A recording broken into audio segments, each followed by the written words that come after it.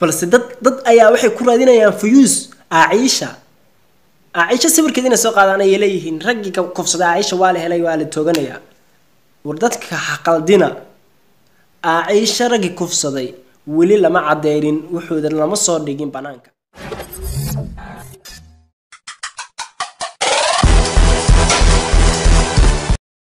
Assalamu alaikum guys, welcome back to my channel. Walaalkiin idin leh soo dhawaada. Fadlan haddii aad ku cusub tahay YouTube channel-kayga, subscribe saar. Haddii aad horay u saartani, mahadsanid. Maate, barnaamijkeenu wuxuu ku saabsan yahay hablahaynu cadaalad bay rabaan. Dumarkaynu cadaalad bay rabaan. Dulqaad iyo sharaf bay rabaan. Izzi iyo karaamo ay rabaan. Waa hooyooyinkeena, waa kuwan laga abuuray. waa kuwan Ilaahay noo sameeyay markaasaan waxa ma ka sameeysanina war ma ogtihiin dumarka inay yihiin dumarkeena inay naga mudan yihiin sharaf iyo cizo markii la kufsaday gabadhii yareed Aisha markii la kufsaday kadib waxa soo baxday laba kale oo kufsiya soo baxday waxyaabo kale waa jiraan lama maqlaaye balse aan waxba laga qabanin oo sidii lagu kala xaliyay xornimo uma aadi karaamiya xaafadaha asxaabtooda guriyahooda dariskooda ma aadi karaan suuqa kama soo adeegi karaan war walaasha ma ogolid in sas la yeelo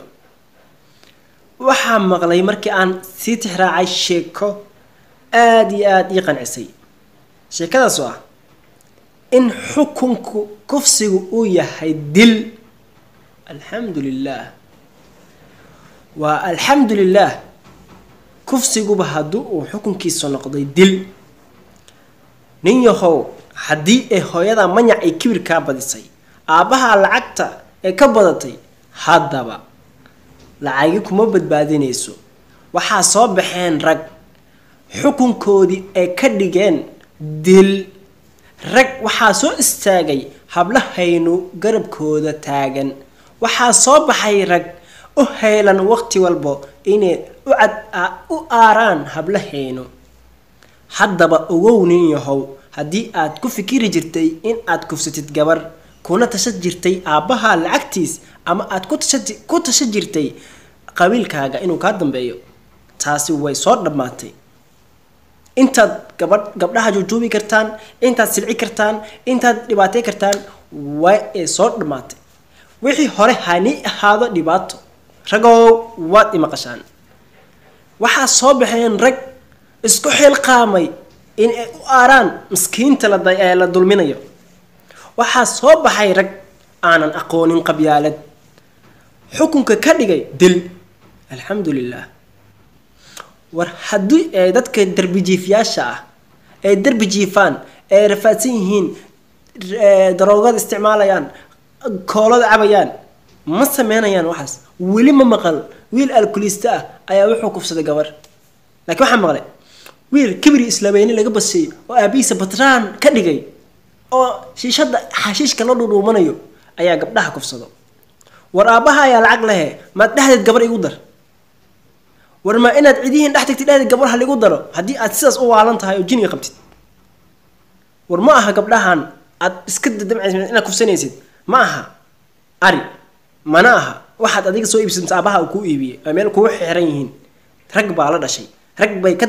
baa ka dambeeyo rag baa ku tashto rag baa waqti walba indhaha nuurkooda ka dhigto markaas adiga damcaysaa niyeysanaysaa inaad kufsatid raggii kufsaday gabadha gaariga saarneed ee la qabay gaariga lagala degay garoobe ka dhacday ee ku waday wiilka mujaajiliistaha ee Asad Diyabi ee lagala degay waxaa sheeka ahaan u maqlay iyo waxaan qoraal ahaan u aqriyay in raggaasi lagu xukumo dil balse dad ayaa waxay ku raadinayaan fuyuus Aisha sawirkeedina soo qaadanay leeyihiin raggii ka kufsaday Aisha waa la helay waa la tooganayaa war dadka xaqaldina Aisha raggii kufsaday wali lama cadeerin wuxuu lama soo dhigin banaanka balse raggan la xukumay lagu xukumay garoobe ma aha ragga Aisha kufsaday ee waa ragga kufsaday gabadha xaaska ahayd marwada ahayd gaariga lagala degay waad faantina filaya hada ma aha ragga hadda lagu xukumay ee anaka xaqiiqda aan u hayno ama aan maqlayno in ay yihiin ragga Aisha kufsaday ma aha weli laba ayaa qirata ayaa la yiri kuwa kalena waa la baarayaa taas weli lama hubo waa ilaa hadda wax lagu daba jiraa cadeyntii mid baan isweydiinayaa idinkuna ay weydiiyeen gabadha markay calaacalayso ay dhahayso aboowo widhaaf aboowo widhaaf ee ilinta ka soo qubanayso aboowo widhaaf ha i xoogin walaal waa ku baryaa idhaaf walaal i badbaadi walaal idhaaf marka ay dhahayso ragga kufsanayo damcayo damiirkooda siiyey gabadh calaacalaysa aboowe dhahaysa qaylinaysa raggaasi calool adkaa oo beer adkaa aboowe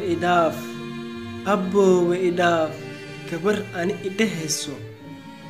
xataa haddii xaaskayga tahay wallaahi waa dhaare in aanan xataa laba talaag iska daaya niyaddeedaba aadi karin xaggeeda gabarh idhahayso aboowe idhaaf in aan aado oo aan kufsado xasbuna allaahi alcadiim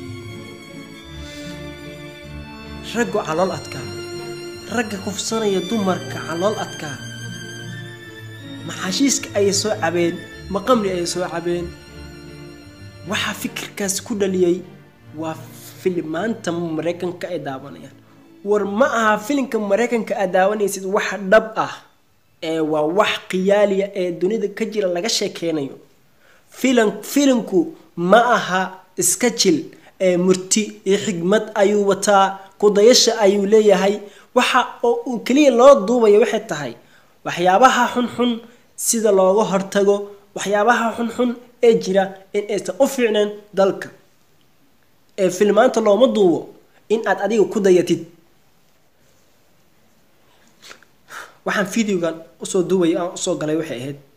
in aan ragga u sheego ninkii gabadh damca inuu kufsado aan dhahay ninkii gabadh kufsada inuu xukunkiisu yahay dil fiidiyoga muhiimadeedu wuxuu ahaa in aan kaga hadlo in aan xasuusiyo dadka ama ragga hadda kadib jecel inay wax kufsadaan ama ku hanweyn ama kusoo dhici doontaba inay maqlaan kaliya ereyga ah kufsigu wuxuu leeyahay dil hal saac hal maalin ha ku waynin naftaada in aad adigoo wax raaxo leh wax naf lahayn farxad aadan ku helin waxaad ku heshay hal maalin murug iyo xoog iyo qajajac iyo rafaad iyo farax la'aan ha ku waynin naftaada waan digniin waan ku digayaa rag baa usoo hubsaday in ay difaacaan dumarkeena والسلام الله عليكم ورحمة الله تعالى وبركاته دمان ومن سومالي ميلو بو اجوجتان waxaan u rajeynayaa dumarkeena in ay heli doonaan boqolaal kumanaan bilyuumaad rag ee daafaca ka hortaga xumaatada loo geysanayo intaasna waxaan ku gabagabeynayaa fiidiyogeena haddii aad ka heshay fiidiyowga like saar u share garee dhammaan asxaabtaada waxaad igula duceysaa dumarkeenu inay helaan cadaalad hablaheenu waxay u baahan yihiin cadaalad waadna mahadsantihiin daawashada daawateen meel walba aad joogtaan